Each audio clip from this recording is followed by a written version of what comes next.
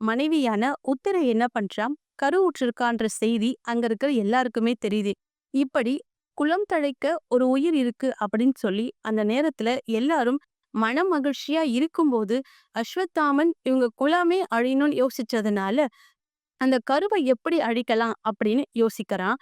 முக்காலமும் உணர்ந்த கிருஷ்ண பரமாத்மா திருமணத்துக்கு முன்பே உத்திரைய அழைச்சு காயத்ரி தேவிய உபாசனை பண்ண சொல்லி அவளுக்கு ஒரு மந்திரத்தையும் சொல்லி கொடுத்து உபாசனை செய்ய சொன்னாரு. உனக்கு எவ்வளவு பெரிய தடங்கல்கள் பிரச்சனைகள் வந்தாலும் நீ இதை நிறுத்தக்கூடாது. தேவி உபாசனைய நீ தொடர்ந்து செஞ்சுக்கிட்டே இருக்கணும்னு சொல்லி உத்திரைக்கு வலியுறுத்துறாரு கிருஷ்ண பரமாத்மா.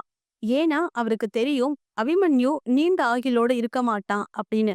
அதனால அவனுக்கு சீக்கிரமே திருமணம் முடிச்சு வைக்கிறாரு.